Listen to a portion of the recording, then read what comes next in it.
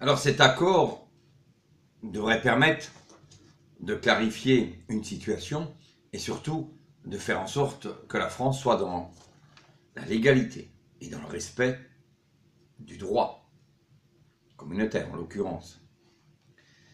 Et il apparaît dans un des considérants que l'article 16, paragraphe 1 du règlement CE numéro 888-2004, permet aux autorités compétentes des deux États de prévoir, dans l'intérêt de certaines catégories de personnes, des modalités différentes à celles qui sont appliquées aux autres frontaliers ou avec les autres pays. Mais dans l'intérêt de certaines catégories de personnes, qui est clairement stipulé dans l'accord, on ne peut pas scinder les deux éléments. On peut effectivement, dans un intérêt d'une catégorie de personnes d'un certain pays concerné, on peut améliorer quelque chose, parce que c'est bien le but. Dans l'intérêt, c'est améliorer.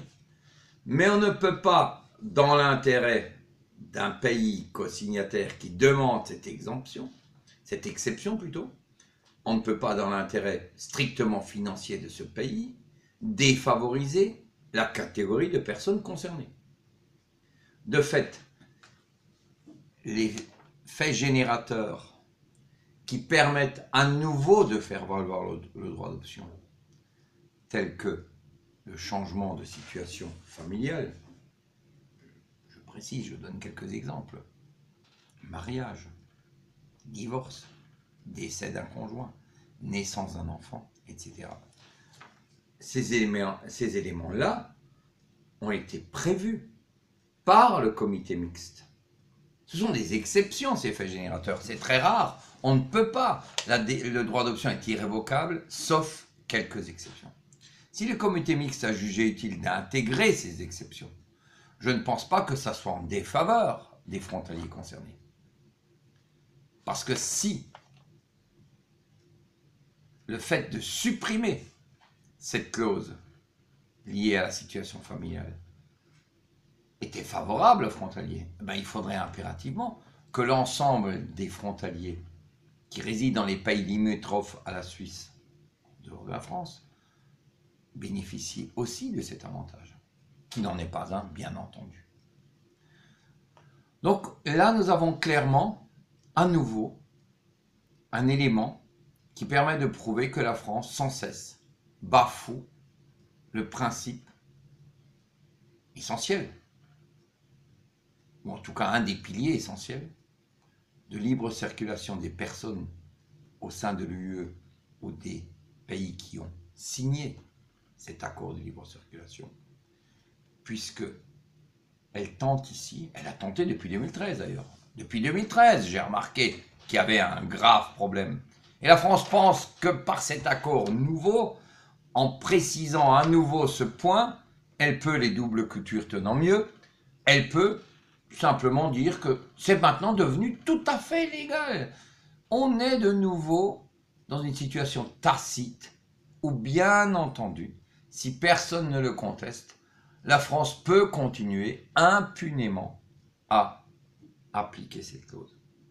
Sauf qu'en l'occurrence, nous la contestons.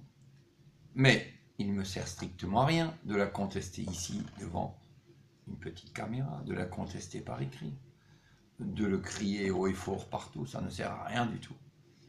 Puisque on est dans une mauvaise foi évidente, en l'occurrence. Donc il faudra de nouveau demander l'arbitrage de juges compétents. Nous prendrons un cas d'école et à nouveau, nous serons contraints avec notre bâton de pèlerin, de suivre une longue procédure, mais qui aboutira en tout état de cause à ce que cette situation, elle cesse. J'inciterai tous les frontaliers qui changent, dont la situation familiale change, je les inciterai à soumettre leur situation. Et nous partirons avec un cas, mais beaucoup d'autres suivront. Il est à préciser que quand il y a changement de situation familiale, c'est dans les 3 mois qui suivent le changement qu'on peut faire valoir ceci. Or, depuis 2013, ça a été abusivement supprimé. Donc il va falloir, une fois qu'on aura obtenu gain de cause, eh ben, un petit peu vérifier si tous les gens qui avaient, effectivement depuis 2013, février 2013, je crois, mars 2013, avaient eu un changement de situation au sein de leur famille, notable situation, si rétroactivement, ils ne pourront pas faire valoir leur droit d'option. C'est important. On ne peut pas continuer, je le répète, à se moquer de nous. Je pense qu'il faut qu'ils comprennent une fois pour toutes que si eux veulent en rajouter, nous ne laisserons rien passer. Et vous le verrez par la suite. On va arriver à un autre point important qu'il faut évoquer, c'est la CSG-CRDS des frontaliers qui sont à la CMU. Certains, mais ils ont déjà proclamé bien d'autres bêtises qui se sont révélées fausses. On crie haut et fort que la CSG-CRDS ne serait pas applicable aux frontaliers à la CMU, qu'ils avaient des garanties en ce sens. Un ministre a été plus long, le ministre M. Eckert du budget, en disant non, il y a une loi qui existe depuis 2001 qui stipule que les frontaliers qui sont à la CMU sont exemptés de la CSG-CRDS. Sauf que moi, il y a 3 éléments qui me permettent de douter. Le premier élément, c'est cette fameuse loi de 2001 qui stipulait que les frontaliers qui sont à la CMU ne seraient pas soumis à la CSG-CRDS. Mais en 2001, et depuis 1999, depuis l'instauration de la CSG, aucun travailleur frontalier ne pouvait s'affilier à la CMU jusqu'en décembre 2002. Je répète bien, décembre 2002, en France.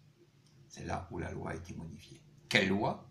C'est la loi de 99 qui interdisait aux frontaliers exerçant leur activité en Suisse de s'affilier à la CMU.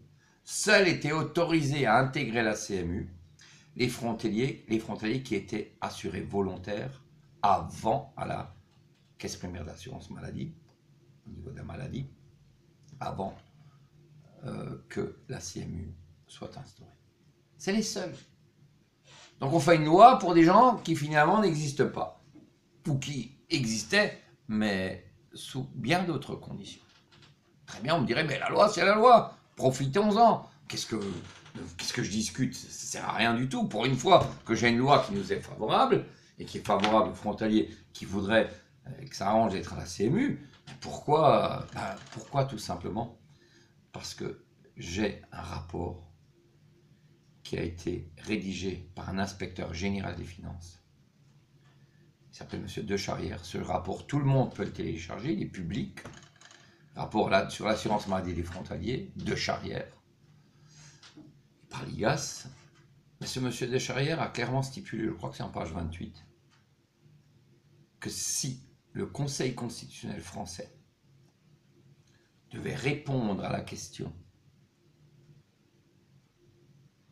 de l'exemption des frontaliers assurés à la CMU, le Conseil constitutionnel n'accepterait pas cette exception qui est l'exemption de ne pas s'affilier à la CSG-CRDS. Alors on va me dire aussi, oui mais attendez, le rapport, c'est pas une loi, c'est rien d'officiel, il a été classé verticalement, oui parce que je suis intervenu à l'époque, donc il a été classé verticalement. Pourquoi aussi, en parenthèse, je tiens aussi à préciser que sur Genève, c'est peut-être pour cela, pour ces raisons-là, que certains du côté français, de l'autre côté du lac de Genève, proclamaient haut et fort que les frontaliers ne devraient pas être soumis à la CSG-CRDS. C'est tout à fait juste. Les frontaliers ne sont pas soumis à la CSG-CRDS tant qu'ils payent l'impôt en Suisse. Donc ceux qui subissent un prélèvement à la source ne seront pas concernés par la CSG-CRDS. Ceux-là sont à l'abri.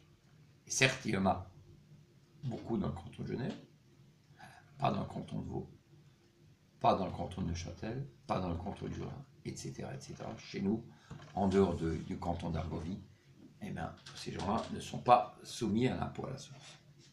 Et donc, sont redevables de la CSG-CRDS. Et un autre point très important, que certains ont remarqué, certains frontaliers ne sont pas aveugles, ils ont bien vu qu'il y avait une petite modification, s'agissant de la déclaration, le formulaire de déclaration de revenus encaissés à l'étranger, le fameux papier rose. Il est clairement indiqué sur ce document que les revenus d'activité à l'étranger doivent être déclarés sur la rubrique TV et seront taxés à 7,5% s'agissant de la CSG-CRDS du revenu fiscal.